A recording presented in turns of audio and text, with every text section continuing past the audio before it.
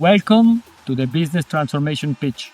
I am Greg, the CX goalkeeper, bringing you conversations where transformation, leadership, and customer experience meet to create real impact. Did you know 80% of regular listeners haven't subscribed yet? If you enjoy the show, support us by hitting the subscribe button. I promise we will keep raising the bar with the guests, ideas, and strategies that really matter to you. Because in business, just like in football, this conversation could be the game changer. I am Greg's AI-based assistant. Greg had a fascinating conversation with Katie Stabler about the psychology behind customer experience and the culture that makes it work. They discussed about how understanding the psychological elements is crucial for designing effective customer experiences and how organizations can sometimes miss these aspects due to a lack of understanding. Katie shared her insights on the importance of strategy over tactics and how culture plays a pivotal role in successful CX initiatives. Enjoy the episode. Ladies and gentlemen. Welcome to the Business Transformation Pitch with the CX goalkeeper. I'm Greg, and today I'm with Katie together. Hi, Katie. How are you? Hello. I'm great, thank you. Great to be here. Thank you very much. Today we are going to discuss about a really interesting topic. It's not always about AI, and please stay with us, even if in the title of this episode is not AI, but it's about the psychology behind CX and the culture that makes it work. And I think this is the foundation for AI, for everything what we are doing. And I'm super thrilled and keen to have this discussion with you, Katie. But as usual, before we kick off, let's present today's top player. And Katie, could you please share with us the moment in your career where you felt, yes, this really changed the game? This is such a hard question because I think there's been so many pivotal moments in my career where I think things are moving in the right direction. But most recent, I think publishing my book this year, CX-ISM, last year, where I'm forgetting what year we're in, March last year, that really was a defining moment for me and I hope for customer experience, because writing that book, taking a year to write the book, gave me an opportunity to really define what I think the philosophy of customer experience is and just how important psychology in CX is.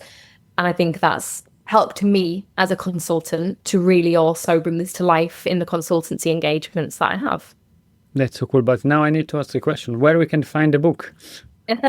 Amazon and normally local book suppliers. So typically when I travel the world, people say, oh yeah, gosh, it's in this bookshop. I was in South Africa last year and someone told me it was in one of their biggest retailers. And that was really awesome to hear. That's cool. But now it's also for the audience. Perhaps you can now pause this episode, come back, please, buy the book, and then listen to what we are going to discuss about this fantastic book and what Katie had with us to share. And today, what's the mission that keeps you excited about your work? It is bringing that philosophy of CX to life in organizations. Through, the nearly 6 years that I've been running my consultancy, but the 15 years that I've been working in CX, I just see the same challenges come up time and time again. And a lot of it is that CX doesn't hit, it doesn't land, it isn't improving return on investment, it isn't making the changes people hope and expect that it will. And I think that deeply lies in it not being started in the right way and not being understood. So I think if we can almost bring it right back down to its foundations and almost start again, I think we'll see a difference in the way that CX actually does prove its value in companies. I think that's the reality, and I'm really keen to kick off the discussion. Let's start the first half. It's always about background, ideas, and so on, and then we come to the real cases. What you said, it's already relevant because we know that CX is about how people think, feel, behave, and it's also how people are then taking the decisions. Okay, yes, I buy this or I buy that. But we often are really focused on logical stuff. There's one journey, the customer need to follow this journey, and so on. What do leaders often misunderstand about the psychology behind CX? I don't think it's around a misunderstanding. I think it's just a lack of understanding. I think often CX leaders, if you're lucky enough, first of all, to have a CX leader in a company, well done. That's amazing, because a lot of companies don't. A lot of companies, it's a side desk activity still for somebody else to look after. So if you've got a leader, fantastic. But I think often people who are put into a CX capacity aren't necessarily explicitly trained in CX. You know, they may have worked in customer facing roles and they care deeply about customer centricity and they've got all the skills and ambition and right motivation, but they haven't necessarily gone through formal education or training on what customer experience is. And that means we miss a lot of the psychological elements of customer experience. And actually, just like you said, how feeling, experience, memory, perception, meaning, how much all of this is essential to business development. And I think because we lack that understanding, we don't appreciate how incredibly valuable it is in actually designing and managing customer experiences that work for you as a business. So I think it's less of a misunderstanding, more of a lack of understanding. Okay. I agree. It's lack of understanding, and basically, at CX expert specialists and so on need to grow in their role. What's your advice to these people? How can they really grow and understand how they should do their work? Read the book. No, that's not going to be the magic. That's the prerequisite. Yeah. No, I think, continue to learn and develop, of course, have that growth mindset. But I think when you are looking at your learning development journey, if you're working in the world of customer experience, do look slightly outside of the box. Don't look at just the traditional framework, which are great and really helpful. But I think absolutely have a look at the psychological side of things. I'm not saying go away and do a psychology degree. Of course you can. But there are lots and lots of different ways of looking at customer experience than just how to build a strategy, how to build a vision. Expand how you grow. And I can confirm that also from personal experience, because I did a lot of trainings at the beginning of my career. I was in finance, and it was really interesting to understand all these financial models, how they work, how do you calculate all the statistics behind that. But what really changed me, I hope, and I think that it's the reality throughout my career, there are more these soft skills trainings where I started learning about, okay, but you need to listen to the other people on the other side, and let's really deep listen. And it's not, oh yes, I listen, but I already have my answer ready, and so on. And all these social skills, soft skills, psychological skills, also speaking about biases, really helped me throughout my career to better understand other parties, other people, and then to work also in this customer experience field. Yeah, that's amazing. And that thing about listening, I mean, gosh, it is such a skill. We overlook things like that so simply, but it's hard to really listen properly.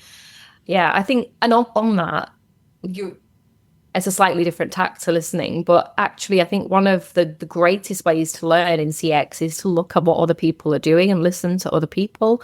And I think like an amazing but kind of sideline place to get knowledge from are places like awards every year. If you are lucky enough to put yourself forward as a judge and look at what other industries are doing, what other organizations are doing, how they're leading the way, that's an amazing way to learn and build your knowledge around customer experience and what you can do. And I think this is a big advantage of a community, but also our cultural setup. And we know many organizations are still speaking about CX, even if they think they're doing CX, but very few companies are truly living in. What kind of culture is actually required for CX to work day from day? And we know that it's not the values of the company written on a wallboard or written on the webpage. Yeah, absolutely. It's not. And what are your suggestions there? Oh, for culture. Yes. So, there's not a magic bullet. And I think this is a holy grail that we almost all talk about, is that we want to be customer-centric. We're aiming to have this customer-centric culture. And I think it is a fantastic ambition, but it's very, very hard to truly achieve and live by. And I think the only way that you can do that is to make sure that customer is lived and breathed in the organization. And I know that sounds like such a cliche, but it is true. You have to have conversations day in, day out that revolve around the customer. And it can't just be like you said, values written on a wall. They're lovely. And if people can actually remember them and do practice them, then that's a different thing. But I think the real test of the measure comes down to when there's a challenge or a problem, is the right thing being done? And are your people empowered to do the right thing? And I think if the answer to that is yes, then great. That culture, you're clearly very strong in the cultural sense. But if when the chips are down, when there's a problem, when there's a challenge, when it's high stress, if you are pulling back on everything that is written on the wall and you're not doing what you say you're doing, then that's a great measure of the culture not being quite where you need it to be. I think culture, it's really important. But as you are also experts in psychology, what helps what helps employees adapting in these customer first behaviors that you mentioned? Being involved and having skin in the game and being part of it. We, as you said, I think right at the beginning of the call, we talk about data, we're data led, we talk about logic, absolutely, and so we should. And when we are talking about customer experience design, very often organizations lean into the data that they have, which is user data, customer facing data, voice of the customer. But we fail to go to one of our easiest sources of insight, which is our people. Other than our customers, the only people who know the customer experience better is our people, particularly our frontline. And I think even just having regular conversations with them, making sure that they'll feel that they're part of that insight route, part of decision making, that's all a really great way to get people thinking customer first and feeling like they're really part of our customer-centric culture. But they have to feel like they're part of it. And I think that this feeling of being part of something, nowadays we are discussing a lot about artificial intelligence and so on. How can companies integrate artificial intelligence with employees doing their work, listening to them and so on? What's your view on that? It's a great question, and obviously is one that we have to have top of the agenda, really, because we're not going to get away from the conversations of AI as much as I might like to. But I think ultimately it just comes down to understanding what your problems and challenges or opportunities are, and then working around how do we fix those problems, how do we fix those challenges, or how do we lean into those opportunities, and is part of the answer AI or technology? And if it is, fantastic, great, utilize it. Again, make sure your people are part of those decision makings. And it's sometimes not easy for organizations to embrace change, particularly around new technology, but there are lots of methodologies you can employ to do so. But I think it's just the strategy piece up front. Don't go out and just get AI for the sake of it. Don't think that you're missing out. Don't focus on cost savings or efficiency. What is your problem? What is your challenge? And ask, is technology the answer? If it is, great, go for it. If it isn't, don't. It's simple as that. Following what you're saying, let's assume that a company does exactly what you're saying. They're trying to solve the problem. They are not trying to solve only the cost issue, but they are really doing that because it helps. Do you have some advices how to integrate that, how to explain that to employees that now AI is taking over, and also touching the topic around the fear of losing their job? Yeah, that's a really hard one. And I think it does come down to your organization, your culture. I think most importantly, maybe hopefully it's not taking over. There may be some instances, of course, where jobs are lost, and that's a real factor that we have to take into account. But I think the most important thing is just making sure that your employees understand why this decision is being made. So try and be as transparent as you possibly can. Try and be as open as you possibly can. and also look to find the opportunities of where technology is coming in. Well, actually, where do you need your people to support that technology? Because it's in very few cases where it is just going to be technology alone that does the task. So where can your people be deployed, and where can they be part of that decision? Rather than just picking them up and putting them in, actually talk to them, help them solutionize, try and be, as I know I said customer-centric before, but people-centric as possible around this ever-growing use of technology.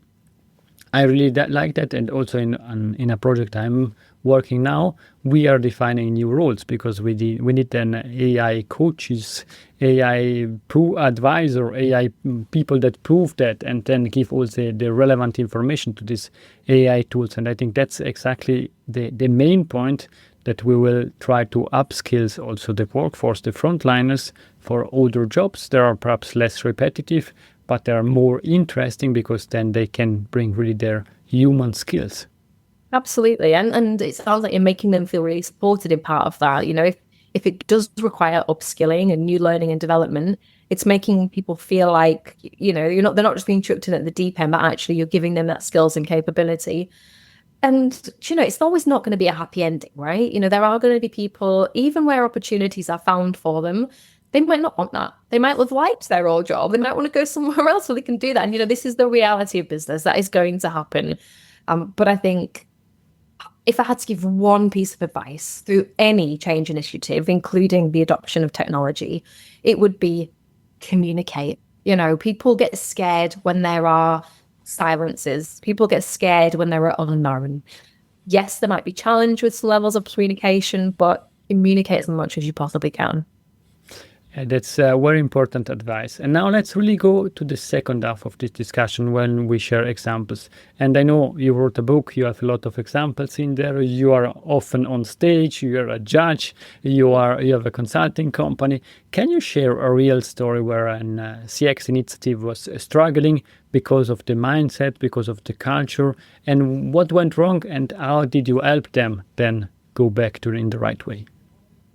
Yeah, I worked with a large organization, and they had the support from a financial perspective, from a resource perspective, to really kind of ramp up their customer experience initiatives. They were already doing a lot, but what they wanted to really do was engage the entire organization. So there was a big training plan that was put together. Initially, it was for 300 frontline staff. Everybody was going to get this foundation level training so that everybody was on the same page. Everybody had that foundation understanding of what customer experience is, what it meant to their role. And as this project went on, those numbers of people trained started to diminish. It got less and less and less. And that frontline engagement training transitioned to online training. And look, it's something that was happening, and it's all positive and all the right steps. But what had happened is this big ambition reduced significantly, which is problematic for a number of reasons. It's problematic because you're not actually going to get the benefit that you initially intended, but also you're showing to your organization this isn't important anymore. This isn't a priority anymore. And culturally, which we keep talking about, that is a huge step back. And I think what the initial root cause of this problem was for this organization is that actually, yes, there are some cultural issues that weren't addressed, but also overarchingly, customer experience wasn't being approached strategically. It was being approached tactically. So there was this goal, very laser focused on this need for training, but actually training is just part of the solution. There was much more that needed to be done behind the scenes. And I think almost all of the organizations that I've ever worked with have fallen into this trap where they're almost laser set on doing this. We'll get a VOC platform, we'll do some training, we'll go out and do this piece of research, when actually they're all just tactics that should be overarched by clear, strong strategy. And unfortunately, we often lack that strategy and just focus on the project. And unfortunately, in this case, I think what it saw, and I mean, I was the lead consultant in this, so I hate to say this, but they definitely didn't get value for money in the sense that they should have, because they're not going to see the long-term benefits simply because it wasn't approached in quite the right way. But now I think I need to ask the question: how would you have approached this project or this cultural transformation in a strategic way? So what we have done, what we're continuing to do, is bring that conversation back to strategy. But ultimately, sometimes you can lead a horse to water, as they say. I think what's really important is to get that higher level buy-in. So the people who are making those senior executive decisions, they need to understand actually what are the ramifications of this. And I don't just mean the overall outcomes and benefits of the project, but in its entirety, what's this going to mean? Yes, you might see upskilling of 300 people, for example, but in the long term, what does that mean? When the training has ultimately been forgotten or overtaken by something else, which does happen, where is the long-term lasting benefit? And this is where a training in isolation, a project in isolation isn't the right thing. You've got to have the backup plan. What happens next? What happens next? How are you ingraining the training, the theory into practicality? How are you applying this into everyday behaviors of your people? How is that measured? How is that supported? How is it governed? I think anything that lacks that structure and robust nature isn't going to get you long-term benefits. That totally makes sense. I would have thousands of additional questions, but taking care of your time, we're coming to an end of this game. But as usual, at the end of the game, we have some penalties, quick fire round. Your role model in business? Do you know what? I don't have a particular role model, although someone who sits very strong in my heart and mind is an old CX leader of mine who still is strong in the world of CX, Sarah Sargent, who's my very first CX director. But from a leader perspective, anybody that works with integrity and authenticity sits high in my book. Your transformation superpower? Transforming theory into practicality. And high level of energy. Yes, absolutely. Thanks. Favorite workplace vibe? Oh, I really get energy from nice aesthetics. So I like working where there's a nice view out of the window, where it's an aesthetically pleasing office, and with people who also have that energy to support the aesthetics. And if somebody's watching the video, you have an incredible background. That's really nice. It gives me energy. The toughest challenge that you beat in business? Probably my very first customer experience role. It was very commercially dominated in the world of debt. So customer experience and debt collection doesn't go hand in hand. But it was challenging in all the right ways. And after 2 years in that role, we had some amazing achievements. So cool. And what's your winning habit? Winning habit? What do you mean by that? Sorry, winning habits. What are you doing on a daily basis or regularly that makes you win? Because at the end, you are very successful in all the different things that you're doing. Perpetual optimism. Never failing, never ending, always optimistic. Katie, thank you very much for this discussion. Now we are coming really to the last question. Is Katie's golden nugget? It's something that we discussed or something new to leave to the audience with? Something that we mentioned actually earlier. So customer experience isn't the values that are on the wall. It isn't the things that you say you do. It is how your employees, how your organization acts when the chips are down, when challenges are high, when problems are rife. What are people doing, and are people doing the right thing?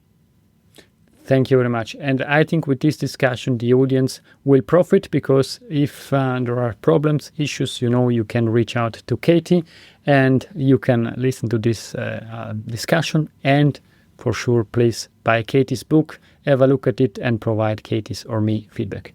Thank you very much. For the audience, for today, it's everything. Katie, please stay with me. Bye-bye. That's all for today. If you enjoyed this episode, please spread the word. It really helps. And remember, 80% of regular listeners haven't subscribed yet. If you enjoyed the show, The easiest way to support us is by hitting that subscribe button. I promise we will keep raising the bar with the guests, ideas, and strategies that matter most to you. Until next time, never forget, we are not in B2B or B2C, we are in H2H, human-to-human environment. Thank you.